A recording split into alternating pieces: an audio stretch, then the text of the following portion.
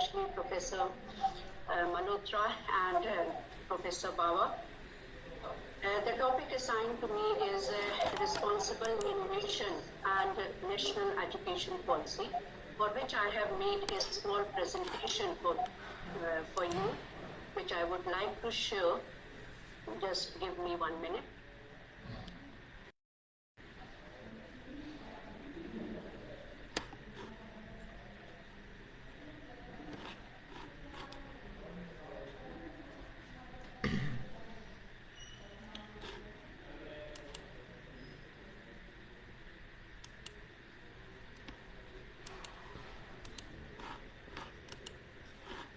So the topic which we will be taking up in this plenary session, it is responsible innovation and national education policy. I will be talking about in brief, the vision statement and feature of National Education Policy 2020. Then going to the meaning and basic elements of innovation, meaning and dimension of responsible innovation, then areas in which we can go for the responsible innovation in line with NEP, and ways to achieve responsible innovation.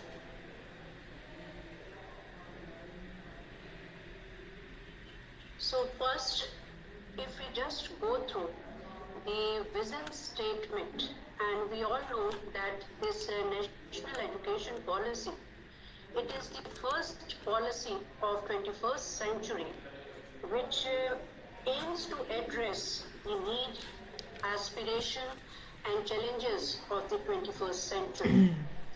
And the vision statement, it envisions that an education system rooted in Indian ethos that contributes directly to transforming India, that is Bharat, sustainably into an equitable and vibrant knowledge society by providing high quality education to all and thereby making India a global knowledge superpower. If you just analyze or go through this vision statement of NEP, 3-4 main, we can say, points come into our mind. That is, first, this education policy, it is Indian-centric. That is, the transformation, it will align the Indian education system. Second, through this Indian-centric education, it will directly transform, it will contribute, which will directly transform India into Bharat as an equitable and vibrant knowledge society by providing high quality education to all. So it is the fourth thing it is mentioning about the quality education to all, that is from school to higher education level, and thereby making India a Vishwaguru in the area of knowledge. So a global knowledge superpower. In align with this vision statement, directive principles have been laid down in this national education policy, and from these directive principles, we can just extract the main features of this NEP, which I would like to present before you. The first thing, this policy, we have the new education system or the new structure, curricular and pedagogical structure for school education, which is 5 plus 3 plus 3 plus 4 instead of 10 plus 2 system. So these are the 4 stages in school education. 5, that is the foundational stage. It is including the pre-primary as well in the formal system of education. Then 3 as a preparatory, 3 middle, and 4 secondary. That is from class 9 to 12. Then the second thing, that the education should be multidisciplinary and holistic. That is, it is going for an overall all-round development of an individual, comprising not only the cognitive abilities, but also its affective abilities and the psychomotor abilities. Then the next thing which this policy features, that is the power of language in the form of multilingualism. That is, we have to use or promote the multilingualism in our classrooms, then conceptual understanding rather than the rote memorization. Instead of summative assessment, it is laying emphasis on formative assessment. Then in higher education, all the programs, there will be exit points. We all know that for 1 year we are having the certificate after completing the second year diploma, third year bachelor degree, and after completion of fourth year degree, that is the multidisciplinary, which we call honors degree. So we are having the flexibility in the entry options and the exit options in the programs which will be offered at higher education level. Then the one most important feature which in this NEP, it is the technology integration in all the aspects, whether we can say teaching, learning, or assessments. So how we can use, that is the technology or in our teaching. Then in teacher education, 4-year integrated teacher education program has been advocated by this policy. Then focus on life skills and the high order capacity, especially critical thinking, creativity, and then there is through experiential learning at all levels of education. And it is recommending one single regulatory body for higher education, which is Higher Education Commission of India, which will be, and under this, under its umbrella, 4 verticals are there for taking up these standards, then the setting up these standards, then the funds, or we can say the grants, then academic standards. So there will be other 4 verticals, but I am not going to go in details. And last but not least, that the Human Resource Development Ministry has been renamed as Education Ministry, or we can say the Ministry of Education. So these are the features of NEP, and these all features, they are being recommended, or we can say advocated at all levels of education. And when we talk about the responsible innovation, these features should be reflected in our innovative, or we can say in our responsible innovation practices. Now the next, when we move for the responsible innovation, what we mean by innovation? Then we will talk about what is the responsible innovation. So innovation, if we just go through it, is the process of creating new ideas, methods, strategies, products, which helps to solve the problem. Human mind, we can say, is the main source of innovation, as it often results when ideas are applied by the organization in order to satisfy the needs and expectations of the students. An innovative idea has the power to transform the way the people think and the way people live. So innovation, we can say, we have to incorporate this innovative ideas or innovative concepts or innovative methods or strategies in our education system at all levels. There are 4 key elements of innovation. First is collaboration. Second, the implementation of those ideas. And fourth, the value creation of those ideas. First, which means working together towards common goal. It means the ability to think together and to act on complex projects. It also means sharing of responsibilities, risks, benefits, and credits. So collaborative relationships are important as it takes more than one person, group, or organization to address the challenges which are being confronted in our education system. Then the second key element of innovation, it is ideation. Very important. Generating ideas and solutions. It refers to the process of developing and conveying prescriptive ideas to people. So we can say fresh new ideas that helps your organization to stand up. With intense competition for resources, organization must differentiate in order to survive and of course thrive. So this idea generation is very important in innovation. Third thing, the implementation of these ideas. And implementation means putting new ideas to use. The ideas which had been, we can say, generated, fresh ideas, new ideas, novel ideas, they have to be implemented or they have to be applied in our system. Organization must engage the best people to champion their ideas and keep these great ideas moving forward so that it will move or ensure innovation in that particular practice. And the fourth key element of innovation is value creation. For every innovation to take place, new ideas must have value creation. So these ideas which will be generated, they must have a value, or we can say they must be useful for the people, they must be useful for the society, they must be useful for the institution, or we can say as a whole for the academic world. So what we mean by then responsible innovation? Responsible innovation, we can say it is an emerging concept in the field of educational world. It is a process that seeks to promote creativity and opportunities for innovation that are socially desirable and undertaken in the public interest.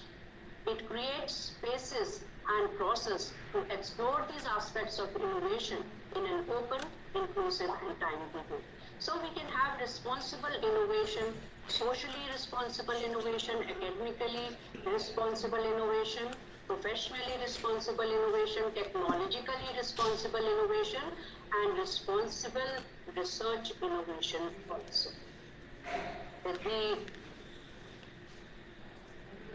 dimensions of responsible innovation can be anticipation, reflection, deliberation, and responsiveness.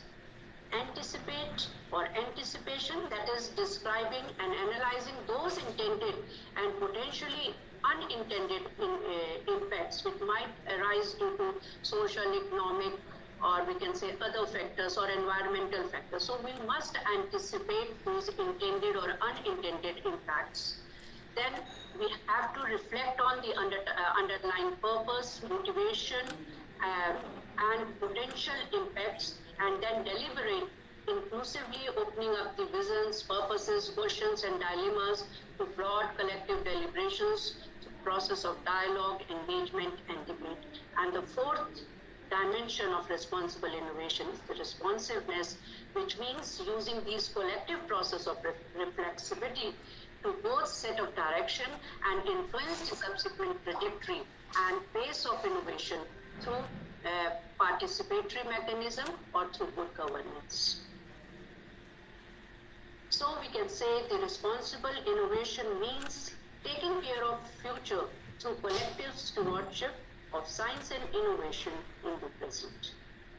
Now we can take these responsible innovations in certain areas of education, which I have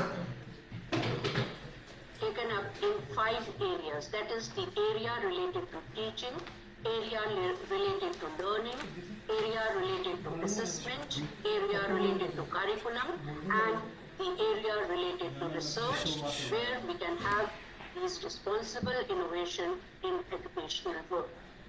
Area related to teaching.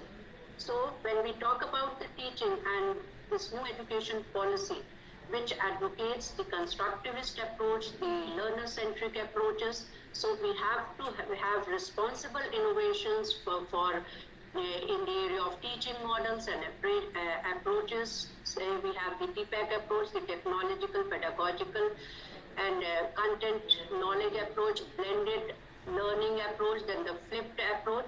So what are the effective ways in which these teaching models can be implemented, and the new teaching models based on the Indian knowledge system can be developed. So these are the areas where we can have the responsible innovations, then the pedagogical skills and ways for developing creativity, critical thinking, logical thinking, communication skills, etc. And points or the skills or the values, they are being advocated in our NEP also. So the pedagogical skills, the new pedagogical skills which will be, we can say, useful in the present teaching scenario, or we can say the classroom transactions, then the pedagogical methods for ensuring holistic and multidisciplinary education, which again have been advocated in our NEP, then art integrated approaches, sports integrated approaches. So these are the areas in which we can have responsible innovations. Then the second area, that is the area related to learning. And this policy emphasizing learning not to learn, but also how to learn. So this is very important, and how we can have we can say the learning in this context. So what will be the pedagogical techniques, or what are the ways we can have to ensure how to learn. Then the learning should be holistic, integrated, enjoyable, and engaging. And again, this is a very, we can say, the new area for responsible innovation. So how we can ensure the learning should be holistic, integrated, enjoyable, and engaging. Then learning as a fun-based, game-based, through experiential learning, cooperative learning. So in this paradigmic shift of learning, we can say from learning to learn to how to learn. So these are the areas in which we can have responsible innovations, which will ensure, or we can say it can benefit the academic fraternity at large. And the third area, it is the area related to assessment. This policy advocates or focuses on the assessment for learning, that is the formative assessment. So this is a very, we can say, the new emerging area where we can have the responsible innovation. Then the assessment of learning, that is the summative ways. Not only we have we have to, I think, innovate in the structure or the formats of question papers. Assessment as learning, it promotes the lifelong learning. So how we can ensure this lifelong learning, what will be the assessment methods, strategies, then synchronous and asynchronous modes of assessment, and assessment for testing higher order purposes. So these are the new areas related to assessment where we can have responsible assessment. Then the fourth area, it is the area related to curriculum. We can have, we all know that the curriculum is a very important tool for implementation of this NEP. So we can have the new curriculum designs based on thinking curriculum, competency-based curriculum, human trait-based curriculums, then student-centric curriculum. So what will be the designing of these curriculums? So again, this is the new area where we can have the responsible innovations, then multidisciplinary curricular content, which will be incorporated in such types of curriculums when they are designed. Then curricular activities for skill development and for ensuring, or we can say incorporating the skills, the values, the capacities, or we can say the abilities which this NEP document demands. So how these curricular content or activities can be integrated at all levels of our curriculum as a curricular activity or in the course content of that particular program. Then the fifth area, it is the area related to research. We are having the National Research Foundation and a special emphasis in this NEP in the area of research. So, and it advocates also research from the graduate bachelor's program. That is when we are having the 4-year bachelor degree program. The 4th year is totally dedicated to the research. So, We can have the area of multidisciplinary research, then Indian knowledge system, pedagogical practice, innovative approaches, methods, strategies, and exercises. Then we can have the community-based practices, and we can we can say, stress on qualitative researches paradigms rather than to quantitative researches. So, how to translate these areas for ensuring responsible innovation? So, we can have this Ashtang mark, that is the eightfold ways, where A stands for autonomy. That is, we have to give freedom to the plan, action in one's sphere. Autonomy, we can say it actually means that is we are giving freedom to our teachers, to the students who are working in the organization, and the freedom to communicate, the freedom to work, freedom to share, freedom to interact, and it implies effective delegating powers also. So the first way to have the responsible innovation in all the areas mentioned, the first is autonomy. Then second is simplicity. The ideas, the concepts, the methods which we are generating, it should be simple. Simple means that it must be natural, it should not be complicated, it is easy to understand by the masses. So if we are giving as a responsible innovation, it must be simple so that everyone can easily understand, comprehend, and put to practice. Third is the holistic. It stands for holistic. That is the holistic approach, treating treating the component as a whole, or treating it as a whole, or considering as a whole rather than in parts. And when we are talking about the holistic approach, that is the holistic approach that with the overall development, that is the development not focusing on the cognitive capacities only, but also the emotional capacities, or the social capacities, ethical capacities also, and the motor skills also. Then the fourth is T stands for technology driven. Now the policy documents emphasizes or lays stress on the use, intelligent use of technology in our education system, and when we are talking about the education system from school to the higher education. That means the technology integration in the teaching process, in the, we can say the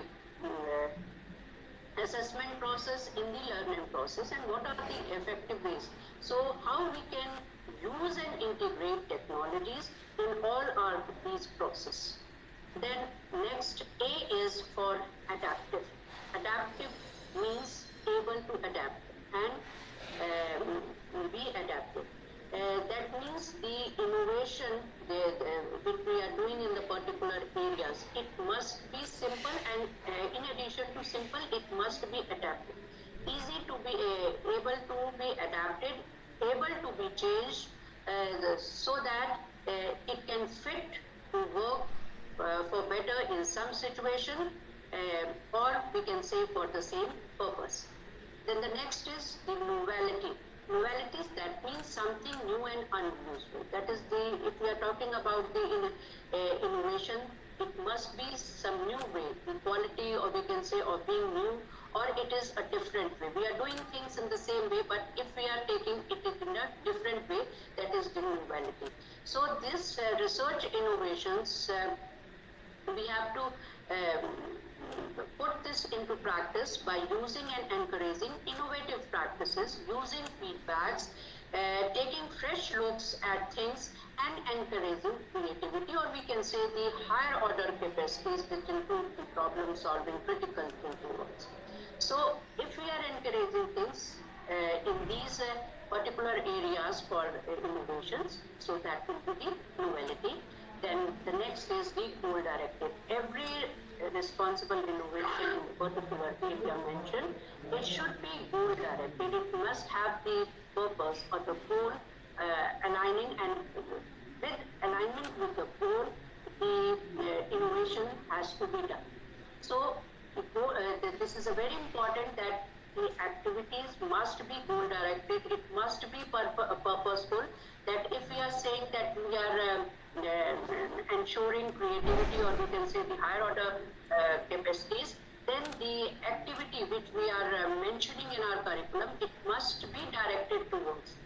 So each activity, or we can say the curricular content incorporated in our curriculum, it must be goal directed, and the innovations which are done in the particular areas, it should be goal directed. And the eighth is multidisciplinary, again, which has been advocated in our policy also.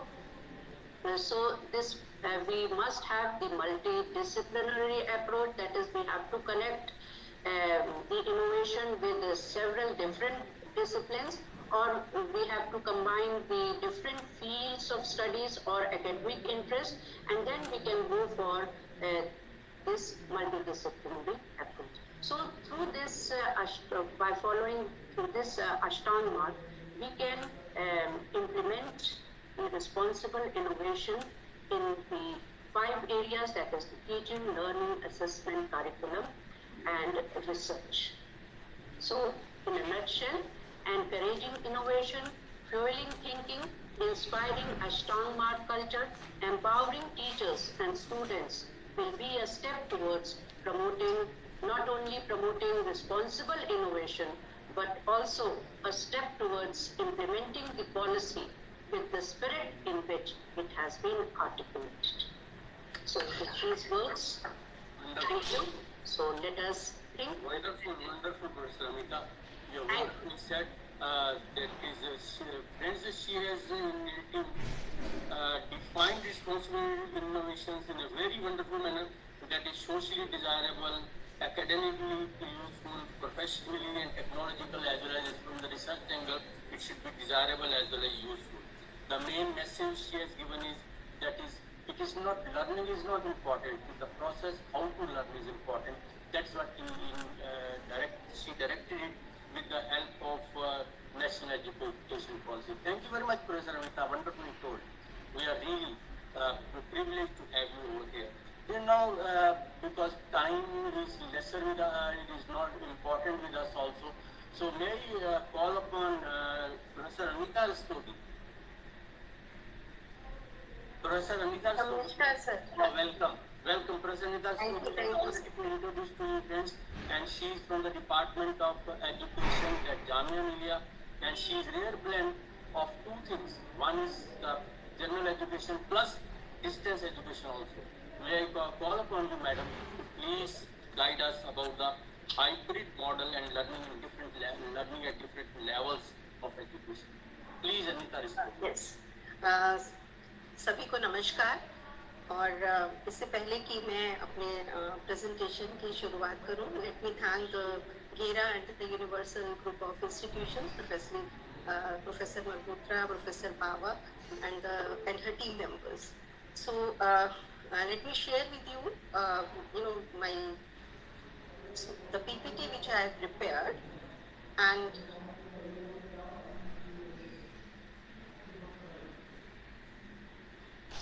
just give me 2 minutes.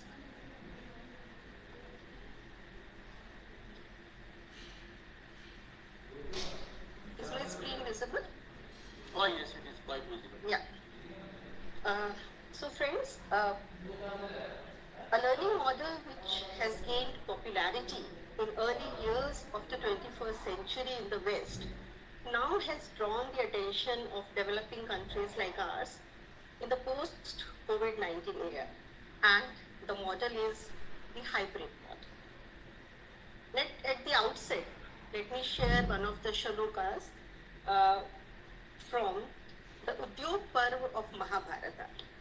I have taken it from Nilkant's commentary on Mahabharata, which says, Acharya Padama Datte, Padam Shishya Swamedaya, Padam Sabrahmacharibhya, Padam Kal Kramena Cha. The crux is that we learn equally from the 4 sources. The teacher, that is Acharya, self-study and our own intellect. The third is the peers, and with time, that is through experience. It doesn't mean that it is exactly exactly 1/4. Equally, when there are 4 sources of learning, so it comes to 1/4. But it doesn't exactly, we say that it is not 1/4, but it also depends upon the individual case. That is, how good the teacher is, how good the peers are, what is our own intelligence level, our environment.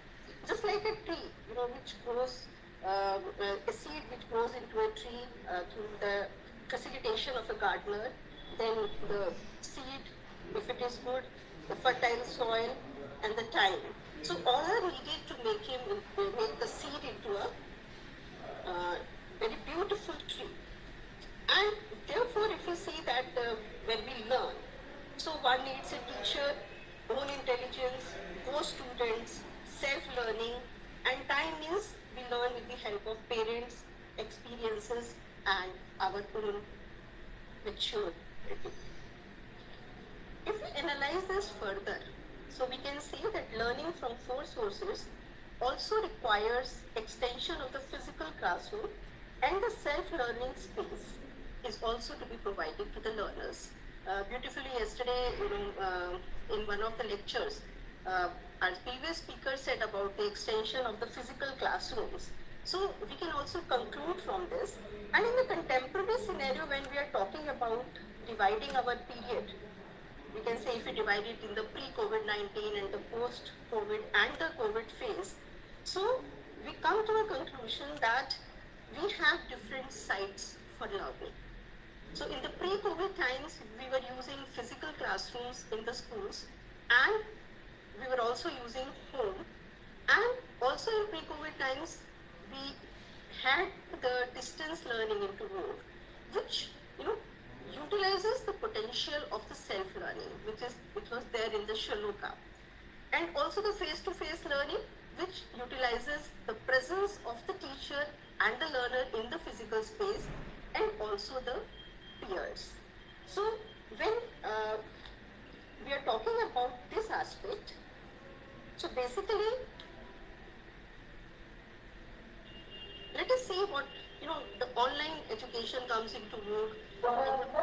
Your slides are not showing the Dr. Neeta. Slide show में है.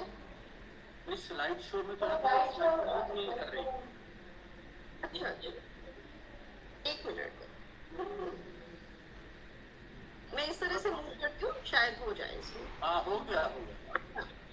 So I was talking about these different sites, which are also the result of our own, which has taken, or we can conclude from the roots, and long back in the Mahabharata, it has been said. So in the post-COVID-19, we have adopted a model which uses both face-to-face and the online modalities.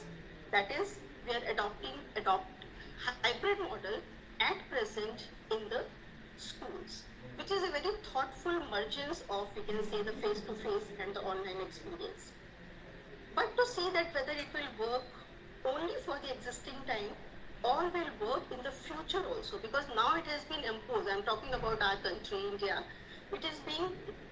This is the only viable alternative when the parents are not willing to send their children to schools, that we are working in the hybrid mode. But we have to think that whether it will work in the future also. So therefore, we have to give a thought to it. Now, a recent school survey, which has been done, which is known as School. It is an offline and online survey for school children, and it has been conducted in 16 states and UTs. It reported that in rural areas, as many as 37% of the children surveyed said that they had not studied at all for the entirety of the pandemic. So this shows that how the online working works at the school level. In urban areas, this was 19%, another 35% in rural areas, 34% in urban areas. They said that they, from time to time, they just attended at their own leisure. And only 47% in urban areas and 28% in rural areas said that they have kept up with their studies regularly during the pandemic. The reasons may be manifold, but it shows that there was it led to the learning gap, it led to the learning crisis. And there is also another report which talked about the achievement of the learning outcomes, where 65% of the parents in urban areas and 70% in the rural areas with children who were able to attend online classes believe that their children's reading skills have decreased over the last year and a half. So what I'm trying to say is that basically it is the, if we adopt to only online modality, what is the report or what is the data which is available to us, it is saying about the online modality. Now this is another study which I would like to share with you. It has been done on the student teachers, that is the post senior secondary level, and this shows that the perception of the student teachers, what they feel. So they are the students who are above 18 and the age group is 18 to 23 and 24 because there are graduate students also. So they said that we are able to complete our syllabus, but we missed face-to-face interaction. We missed peer learning.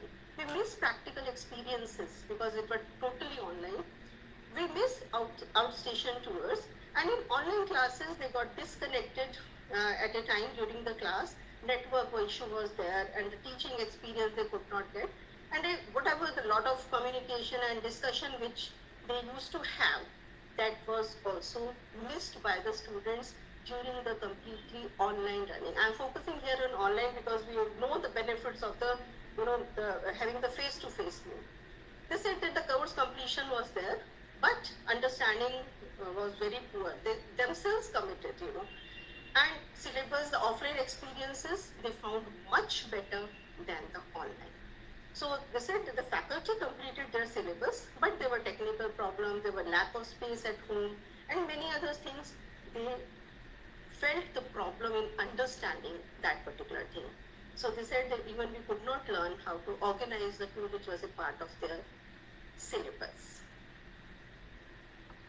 Not only this, there were other perceptions too, which they said we have learned a lot face-to-face workshops because they were, just preferring that face-to-face. They had the experience of only face-to-face learning. एक student बोला learning ठीक तरह से hassle free environment in college premises में ही होती है.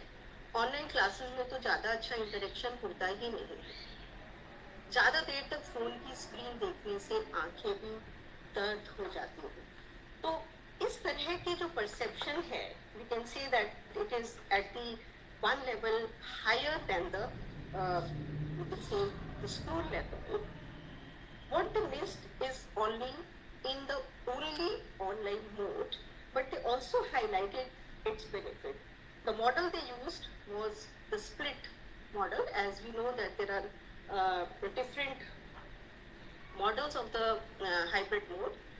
Under the hybrid mode, we say that there is a differentiated model, there is a multi-track model, there is a split model, virtual accommodation model, and the independent project model. It is a blend of the online and face-to-face. I'm referring to models of hybrid mode, not as such here. So they also highlighted that there are a number of benefits, and all the researchers also, they have reported the benefits of the hybrid mode. Though the researches are very inconclusive, we can say, because some researchers, they are pointing towards that online is better than face-to-face. One line of researchers are saying that there is no significant difference between the three. But still, we know that theoretically that because the researches are inconclusive, and we are saying theoretically we can say that there are definitely the benefits of hybrid mode. Now it provides for greater access, definitely. So we can say that when the researchers are saying, now they have multiple choices. Professor Amita Pandey was also pointing towards multidisciplinarity and other things. So this is very important that they should have the access, and they have the access and the flexibility. So they should have many options for choosing electives and other things. And the hybrid mode facilitates that particular aspect. It also caters to different learning style, because we are being mistaken if we believe that the students are homogeneous or the class is homogeneous, and the students, they have got only a particular learning style, and we just one size fits all type of things. But the reality is that they are heterogeneous in nature, their capabilities are different, their learning styles are different, they love to learn in different manner. So hybrid mode has a potential, to cater to the different styles of learners. Uh, the condition is that the teacher should understand learners and scaffold these learners based on their level. So when they say more subject choices, definitely hybrid mode can contribute. And teachers also said in some of the researches that because otherwise, they have to teach many sections, the same course. And if it will be hybrid mode, we can it can avoid repetition, that we need not teach the same course to different classes. Also, the students who remain absent due to one or the other reason, it reduces that. And the students, like we are having an idea, or the school is being, in the name of hybrid school, is being established at Bangalore. And they claim that they will be, making the world-class teachers available to their learners, because that is a hybrid school. So it caters to different styles as well as provides the broad range of expertise to the learners. And also because the learners are from different geographic areas, the students will be forming the bonds with them, and they can have a wider network of social relations with the teachers as well as with the students. Other thing which is not being catered to in the only online mode, when we say that the disadvantaged children, and also I just given the data where the disadvantaged children, they are not able to, because of the lack of devices or parental support at home, they are not able to benefit from the online mode. So here, because they can come to the classes also, so depending upon the model, whether it is a split model, at present we are following the differentiated model when the one group is online and the other group is attending in-person classes. So the disadvantaged children, they also, they can get benefit if we have the hybrid mode. The conditions are of course there, the context, the nature, everything is very important. And also, rather than same thing, we split the two, there will be continuity of instruction, especially when we talk about the split mode or the differentiated mode model when we talk about. So there the two groups will be there, and in the split model, they will come on the alternate days or as per the timetable, 2 days. So they will be continuing their instruction, and even it helps to have the elements of the face-to-face mode in the teaching learning process, and it will promote the student retention. And also the students, they control over the learning because they have time at their homes when they're learning online, or like in the split model, or only when they are connected remotely, but they are synchronously attending the classes in the face-to-face mode, and they're interacting with the in-person students. So both things are happening at the same time, and they will definitely have a better control. And when we talk about, because they will be using technology also, and which is the need of the hour, and we have to prepare our students not only with the 21st century skills, but also through the use of technology. So technology plays a very important role, and because of that only, we are talking about now hybrid mode, and it will facilitate the hybrid mode, as we all have experienced that we were missing meeting in person, but still we were able to fulfill our job and family commitment. When it will be the alternate things, definitely the hybrid mode can come to our rescue. However, there are many challenges also, because these are the only benefits, and if we look theoretically, it looks very sound. However, researches, as I've shared, are inconclusive, and teachers different at various places have highlighted a number of challenges. Let me share a few statements what the teachers have said. It is related to the classroom management. They are finding challenges that she said that when I move to write on the board in the class, the online students start making noise and they get panic. As they can't see me and see their screen blank, as we do not have web camera on the board and I use my own laptop. So this is the condition in our classroom. Teachers are taking their laptops, but when they go, and because there is no web camera, the other devices are not there. So when she is attending the online students, the offline are excluded, and when she is attending in person to the offline students, suppose they are having some problem in doing mathematics sum and all, and she moves to that particular student, so that way they are finding a lot of problems. So these statements are from the field. Now, there is another thing that related to the student engagement. So now it is from US, and when the teachers were asked about the challenges, she said that a lot of time what happens that there is no routine as such, or there is nothing which is predictable. Because in the hybrid mode, students, they sometimes they prefer, when the remote students are there and they are connected online, they are in, they are out because of the quarantines again. Then the technology as I have faced today. So managing students when the Zoom, they are attending on Zoom, if the camera is off, the student is not engaged or responding. So she said, I have to be conscious about what other things might be going on at home for students other than school. So she was a teacher named Helen. She was, not able to have a control on what is happening in the at home, basically. So she's worried about that, and so student engagement becomes a very big challenge in the hybrid mode. Now, one of our teachers said that online participation got excluded when I was teaching them about states of matter. She was having some specimens and she wanted the students to have a touch of them to see. And they asked them and to feel the surface, So she said that I could not make, online students to have a feel at the same time. So they were excluded. So the exclusion of online students at the cost of, teaching offline. So similar kind of experience they are not able to provide to both hybrid, in a hybrid mode to the online participants as well as to the offline participants.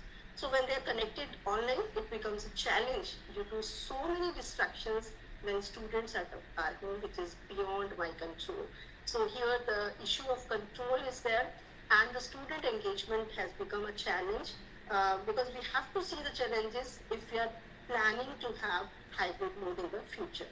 Now here is the another, because we have practical subjects, we have physical education, yoga, so many other subjects which are practical subjects. So she said that in physical education class, I take my students to the field and tell online learners that when you will come to school, you will also play in the field.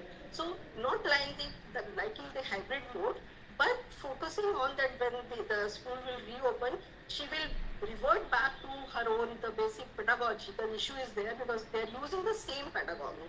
They're not reverting to the online pedagogy. So here is the another challenge which the students. Now the needy children. She said if we use this particular aspect, what is happening that the parents, because it is the voluntary thing, whether they want to send or they don't want to send. So what they are doing, either they are sending, nor they can support their learners at home. And basically, what is happening, the learning gap and the learning crisis is going to deepen. So this is another, the children who need more help, they are not coming to the school. This is the case of a primary level. Now, in one of the College of Teacher Education, where the split model is being adopted, one girl said that on the day I have to join online, my parents say, "Sunna hi to hai, saath saath ghar ka kaam bhi kar lo." So I cannot focus on my studies. So this is the problem with number of students, because they have to just switch on their audio or something. They put their camera off and then get busy in some of the activities. So the learning as such, which is the main purpose of teaching, is not assured. Now, a teacher shared that when in-person student asks questions, I have to repeat it for online learners in front of laptop. And when online learner asks questions, I have to say it loudly for in-person students. So it's a waste of time and it also irritates me. It is the teacher who is talking about the upper primary level teaching. teaching. So these are few challenges which I tried to highlight through the voices of the teachers and the students. But when in India, it is a situation when in a few schools we are having hybrid mode. And basically, if we just talk about a few other challenges also, which the researchers have shown as such. So there is a lack of technological devices. But the main problem, we can say the second larger problem, is the inadequate skill set. Because if the teachers are supposed to teach adopting the hybrid mode, then they need double skill. Now this double skill set means, one, they should have the technological skills, because here we are seeing, we are very happy that our teachers have coped up, and during the pandemic, and they learned on their own. Definitely, they need appreciation, and we as a teacher fraternity want to celebrate it. But how many softwares are we aware of? How many things can the technological devices and technological software were catering to the learning outcomes, which we wanted to achieve? So that training is still lacking. That skill set is lacking amongst the teachers. So this is the technological skill set, and we have to move away from the pedagogy which we are using in the face-to-face mode. We have to go to that pedagogy which serves both. It may not happen that we end up with a lesson plan that doesn't cater to the offline students and also the online students. So nobody will be benefited. So we have to be very careful when we design our online and the pedagogy for the hybrid mode. But that skill set is lacking. So we can say the ground is not ready as yet.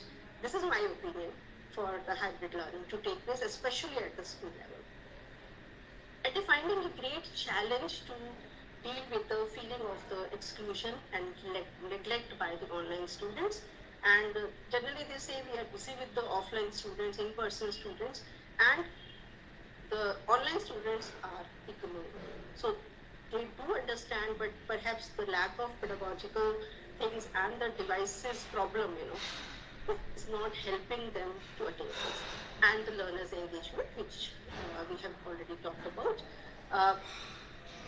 See, online learning, even in the hybrid mode, if we say the differentiate model, the students are attached online, though synchronously also, and there is a model where they can have the asynchronous recordings of the live classrooms, but everything depends upon the self-motivation and the self-discipline by the learners. So how to ensure that? Because we have to teach everyone. We have to make everyone learn when the students are being enrolled. So that is a very big challenge.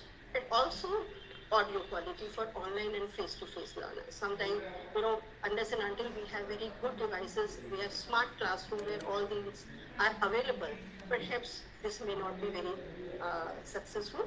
And also the teachers, they are not able to cope up with the fast changes. So that skill set, technology is changing very fast. So to cope up with that, that becomes a priority rather than the methodology.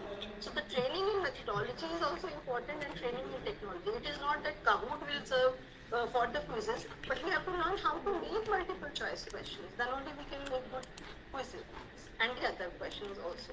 And also when the class size, suppose people opt for the remote learning, as in the first model, differentiated learner, where the section attends the offline and the other group attends the remote learning classes. So there, having a discussion, or when their cameras are off, dealing with that particular large class size, that also becomes a challenge, we can say.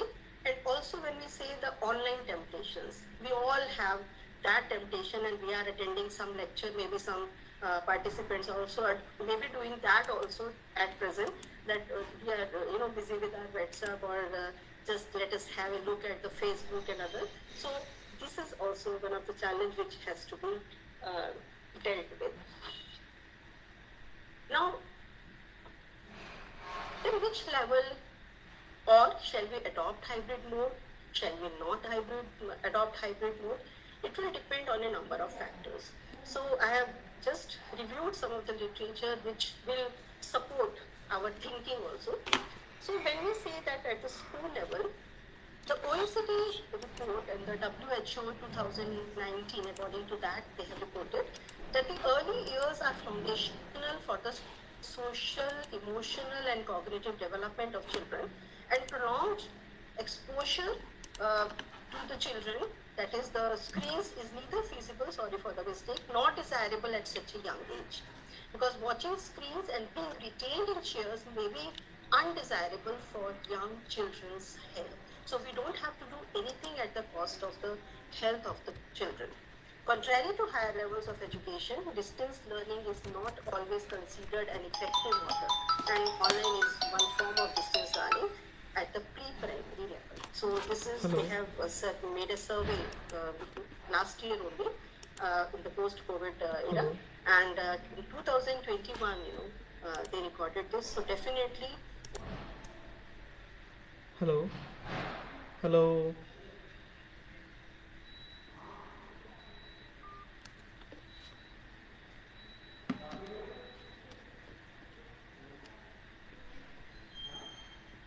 But they are being formed.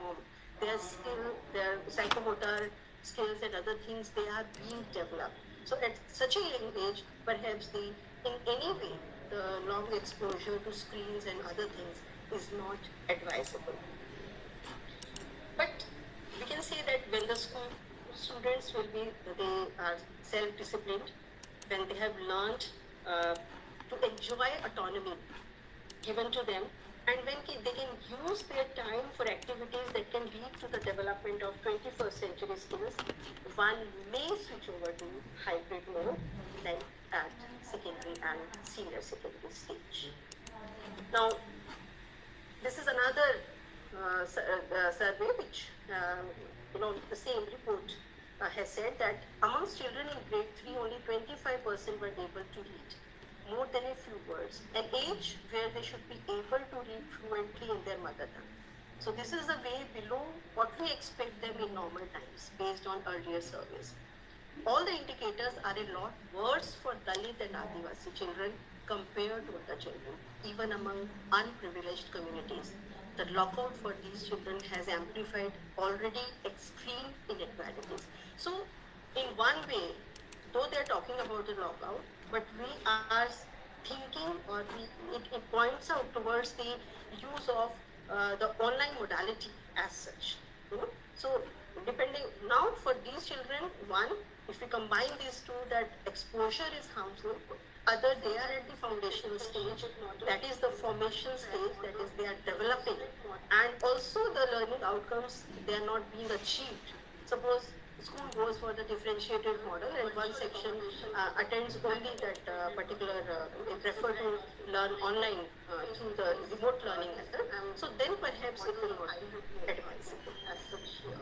So they also now when coming to the higher education, let us say that in the higher education, it's maybe suitable for higher education. The learners are grown up, they know their intentions, they know their purpose, and we adopt andragogy here, which is suitable for adult learning, and also it will facilitate in achieving target of gross enrollment ratio of 50% by 2035, as the government of India has said that we want to achieve this gross enrollment ratio. And when we will combine both modes, so the online only modality, use of that particular modality will be, we can say, reduced, but we can have the benefits of the both modalities, and the both model can work together in the form of a hybrid model. And currently, see, the GIR is 26.13, and we require even the teacher-pupil ratio, if you want to keep 1:15, which is, we need 235% increase in the number of teachers. So perhaps with if we just go to hybrid model, this we may, we can cope up with this need, and we may need a few teachers as compared to this. There was a research which has been undertaken in 2009. As I said, it became popular in the West in the early 20th century, it showed that the UG students who have experienced Leo. learning from a hybrid platform, they are of the opinion that the setting has impacted their learning positively. So they are the higher education students. The recording feature helped them in revision and for catching up. It designed an inclusive environment with respect to students' learning styles and ways to participate. Interaction between remote learner, classroom-based learner, and the teacher is also initiated. So because this research also supports the claim that hybrid mode may be adopted at the higher education level. But friends, in fact, the learning is very dynamic and very complex. And this new mode which we are thinking of adopting or we are examining, this may add another layer of complexity. But definitely its benefits, they are much more. And if we are ready with the ground, with the technological devices and also with the skill sets of the teachers and the mindsets of the learners, when they can control their own learning, so perhaps we can move to the hybrid mode. We may say that there is no perfect model for all levels, for all situations, for all contexts, and every model will not work in all situations. So we have to see which model of hybrid mode can work better, and we have to think very strategically and actually think about designing our learning environment accordingly, using a new pedagogy which is suitable for in-person students and the remote learners, which can connect them together and which is according to the model of the hybrid mode which we are adopting. Thank you. I hope it has served you with a good food of thought, and we can think and discuss. Thank you for research, Anita. Really wonderful. You have brilliantly told us about the different models and their benefits as well as the challenges which are faced. And you have supported it with evidence from research. Great. You have done a great work. Thanks a lot. Really, it was very, very informative and it was really wonderful talk. Thank you very much. And in the meantime, may I call upon Professor Nagendra Singh if he is there. Professor Nagendra Singh is there? Perhaps not. Anyway, I will pass on it to Dr. Shelley. Dr. Shelley, please over to you. Oh, Professor Nagendra Singh is there. Welcome, sir. Afraid that Professor Nagendra Singh is presently working at Dean Research in RI Ajmer, and also he is Dean of Education Faculty in that Maharishi Dayananda Saraswati Institute. Welcome, sir. And thank you very much, sir. He is going to tell us about the challenges for sustainable technology in education. So, kindly please. Good noon to all dignitaries, resource persons, and fellow teachers from various colleges and institutions and organizations on this occasion of having this conference, 2 days conference. I am thankful to Professor S.P. Malhotra sir and his organizing team for giving me this opportunity to be with all of you this noon. Well, after listening to my fellow speakers on different themes, of course related to interrelated also, I can use this term if you permit me, with the today's theme. They focus on or reflected upon the developmental challenges and technological determinism. These two things I have gathered, which is reflected from their sessions which they have taken.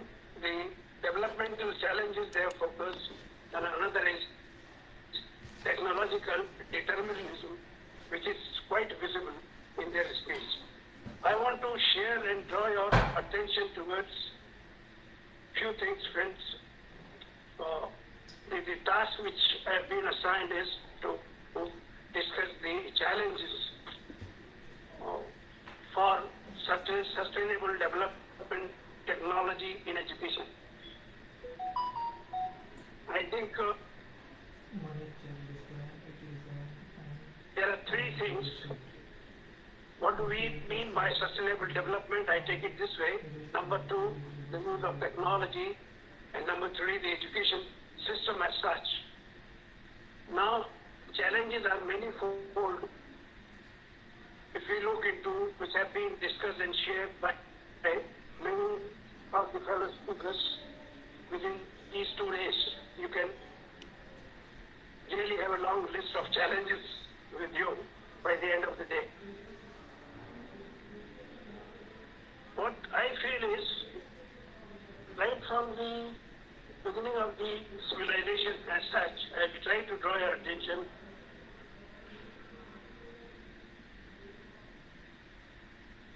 nature and human both have interacted or started interacting with each other in their own way.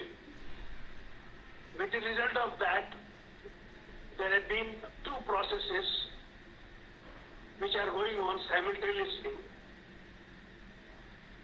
One is naturalization of human, another is humanization of nature. I'll repeat it. Naturalization of human, number one, and the other one is humanization of nature. At times, we all might have felt the nature, human has most of the time tried to dominate the nature in his own way, with his own knowledge and wisdom. But many of the times when nature tries to reflect, react, I do not know what term is more appropriate to be used for the nature, then we say that natural disasters has really damaged the human society as such. But these two processes, naturalization of human and humanization of the nature, so many things which are not really desired or unwanted things also crop up. And then we take them as a problem and start solving them one by one. In the same way, I think, in the process of modernization of the society, urbanization, automation, industrialization, use of science and technology in daily life, eradication of superstitions, which we tried to address or focus in education, we resulted in endangered the survival of all other life forms, but has also threatened the very existence of human life. This has become an eye-opener for the human society at large, and that is how, in our Indian waiting period, what we say that Vasudhaiva Kutumbakam, because we were really worried about all beings on the planet, because life exists on this planet only. That is how the concept of Vasudhaiva Kutumbakam, our ancestors have tried to address upon. I do not know where we left the thread in between. And we landed in problems. With the result of that, what has happened is the World Commission of Environment and Development, WCED, defined this sustainable development.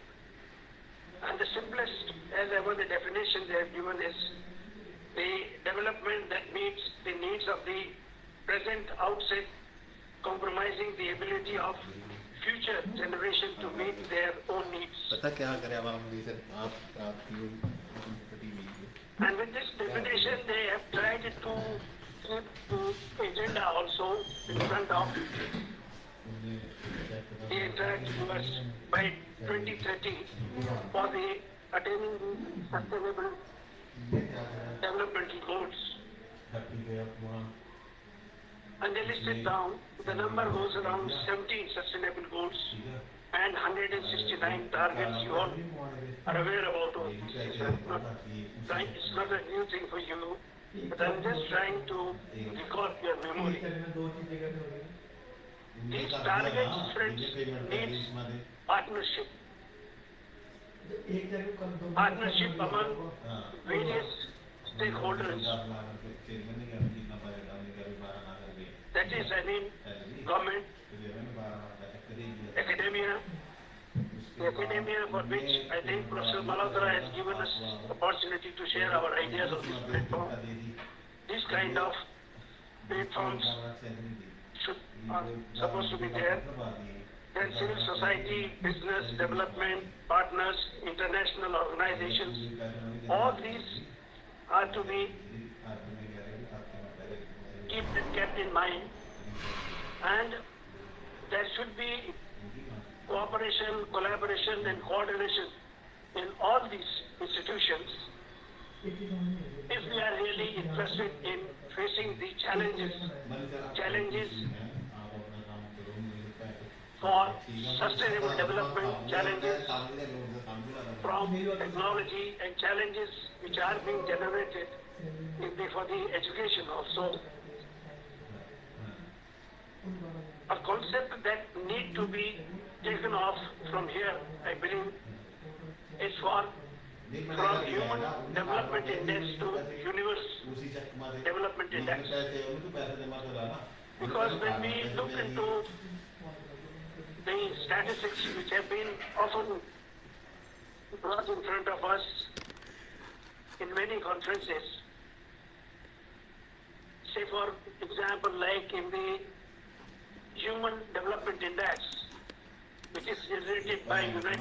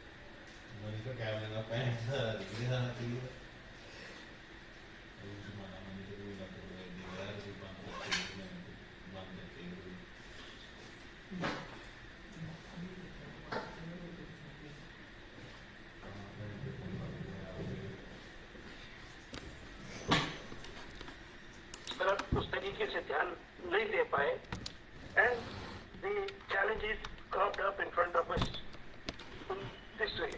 So the animals, birds and other beings, entire nature including human beings, to be treated as sources rather than resources. That is what I want to share with you. This is what I perceive.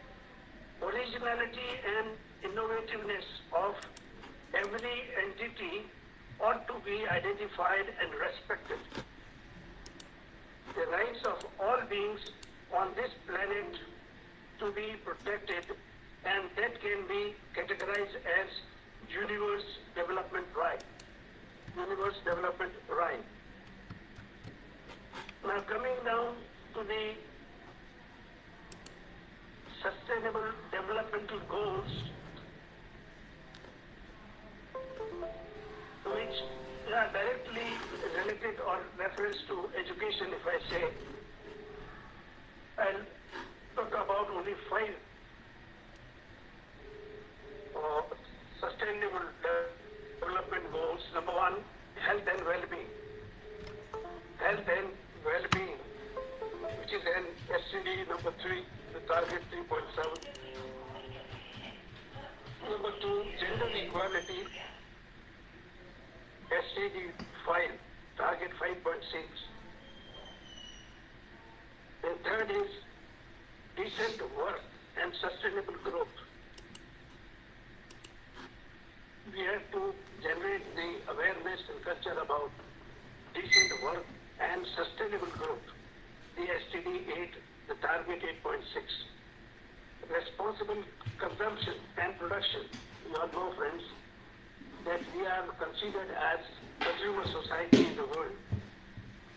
But the responsible consumption and production, the SCD 12, target 12.6, for which I think Professor Agarwal has also tried to point out this reflective, responsible consumption and production. Then fifth is climate change mitigation. What are the climate change mitigations? These are to be taken as a sustainable development goal. Number 30, the target is 13.3.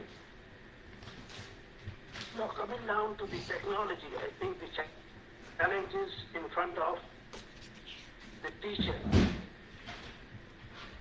are so much in store that the role of teacher in sustainable development goals is changing. I visualize it changing from teaching to facilitating co-learning and guidance. Facilitating co-learning and guidance is a new role which are emerging because of the sustainable development that we are trying to understand. Then we have to ensure inclusive and equitable quality education and promote lifelong learning opportunities for all. Another thing which I feel is we have to ensure healthy lives.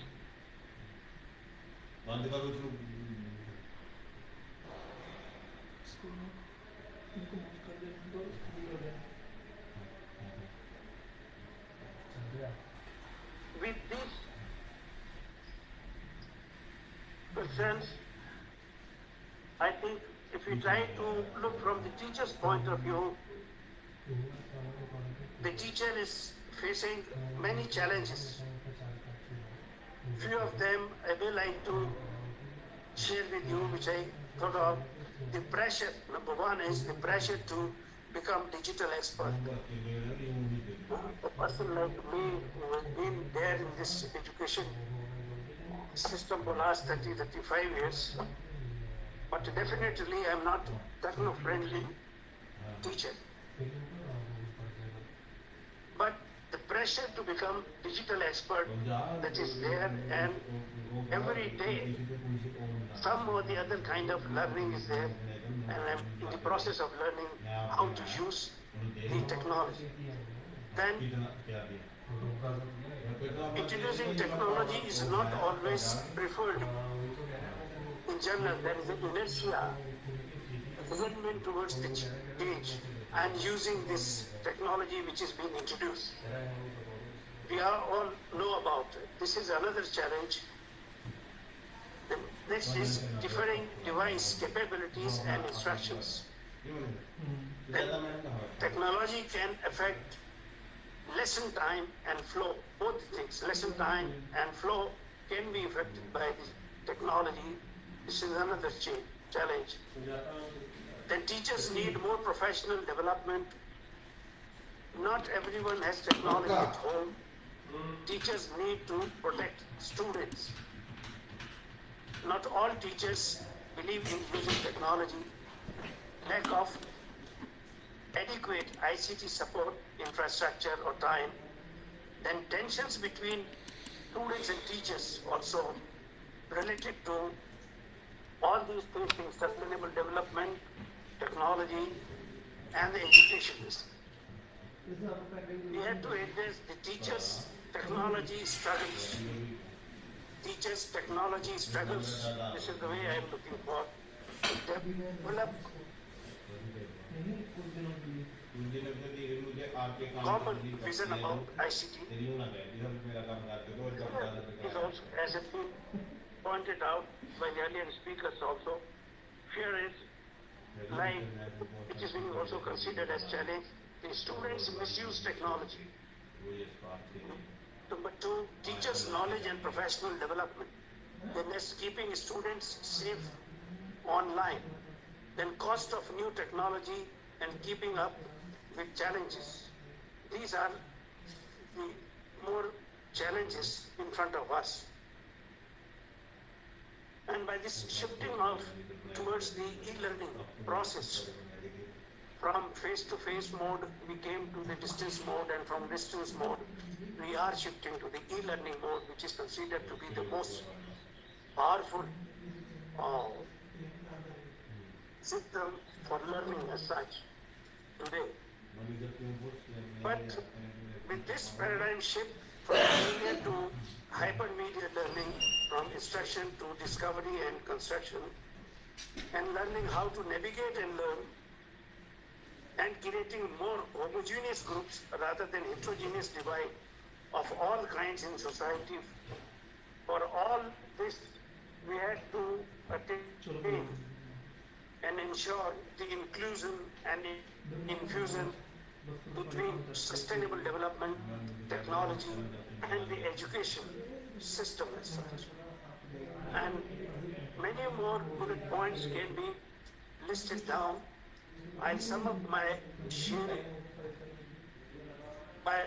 with my perception about future advancement, that we had to work on, if at all interested in addressing these challenges or trying to find out the solution for these challenges. I think we have to encourage, enhance, empower through all the different inductions our teacher, and promote different instructional styles dealing with learning process, and transition from mere teaching to learning is major advancement towards knowledge society. To achieve all this, we the teachers or so-called educators need to learn, zoom out and zoom in.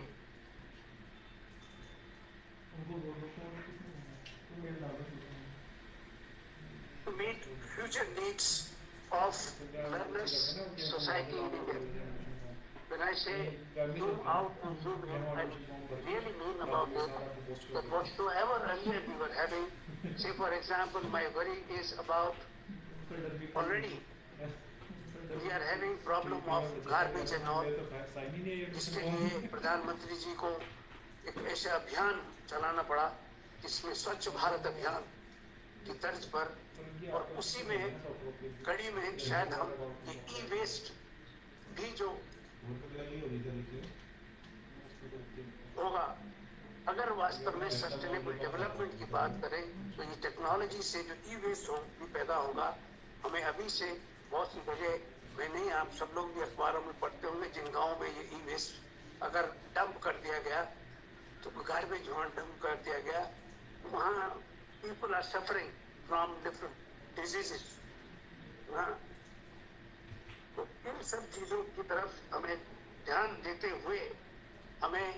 सारी बातों से we had to zoom out and zoom in when I say for the sustainable development in education. I'm thankful to all of you for giving me this patient hearing, and once again I am thankful to Professor Malhotra sir and his team for giving me this opportunity to be with all of you this afternoon. Thank you very much. Thank you very much, Professor Nagendra Singh. You have wonderfully said. We started from naturalization of human and humanization of nature. Wonderfully said, sir. It was really good. We liked it, and everybody was so happy with it. So, before I pass on to Dr. Shelley, I will say, Dr. Shelley, three things have come up over there. Right from the Ashtang mark, innovations in relation to class and caste-ridden society, and then the cooperation and coordination for sustainable development. Over to you, Dr. Shelley. Thank you, sir. Thank you so much. Afternoon greetings to everyone present here from different parts of the country as well as from the outside the country as well. It is my tremendous pleasure to extend formal vote of thanks for this session. As we all know that today's session was focused on the hybrid model of learning, responsible innovation and NEP and challenges for sustainable technology in education. Our very learned panelists, Professor Amita Pandey, Professor Anita Rastogi, Professor Nagendra Singh ji, they have very meticulously deciphered their ideas about the above mentioned topics. Sir, we are really grateful, ma'am, to all of you. Professor Amita Pandey, in her deliberations, she has really, in a very lucid style, has shared the vision of NEP and how the policy is advocating responsible innovation in different areas. Thank you so much, ma'am, for the eightfold path that is a star mark. I think it's a very unique idea. We heard it in the context of Buddhism definitely, but in the context of this responsible innovation, it is really a unique idea. Thank you so much. It's really wonderful takeaway from this session. My thanks are due to Professor Anita Rastogi, who by referring to the scriptures Gita and Mahabharata, decoded the shlokas in very simple words, and rather it has created more interest in the session and conveyed that from ancient times the four sources of learning were there in the roots of Indian education system. And she, by referring to the different researchers, she has made us understand the different benefits of hybrid model of learning, different models inside the hybrid learning, challenges to the voices of teachers and students was a unique part of your session, ma'am. That was really the heart opened by teachers and students, which like you have shared at this platform. That was very wonderful. Next, not to forget Professor Nagendra Singh. I really like the ideas, that is naturalization of human and humanization of nature, zoom in and zoom out. Wonderful, sir. Wonderful thought-provoking session. Sir, you have brainstormed us with your ideas of coexistence by quoting the anecdotes of Gandhiji's life. With your perceptions and lived experiences, you have motivated us all. I am highly grateful and thankful to all the resource persons for this superb session with 100% clarification and great composure. The real expression of gratitude is that you must try to learn and move with integrity on the path shown by the torch bearers. And we will definitely try to keep in mind the suggestions given by you people. On behalf of Team GERA, I convey my sincere thanks to our worthy resource persons for this amazing and extraordinary session. All the comments in the chat box are showing itself about the usefulness of this session. I express my deep sense of gratitude to Professor Mrs. Pasi, Malhotra sir, Ma'am Babaji, and the team of Universal Group of Institutions for conceptualizing the idea and taking the lead for this international conference. I extend my sincere thanks to our amazing dignitaries and guests for their esteemed presence. And not to forget, my sincere thanks are due to the delegates in large large number who have joined us virtually and offline, few of them. Your presence always motivates us to host such events in future. Continue to support us, continue to support GERA for such endeavors in future also. Thanks to the IT people for your support behind the screen, because only this vision has come into the reality on screen due to you people only. Thank you so very much, each and everyone involved. Keep motivating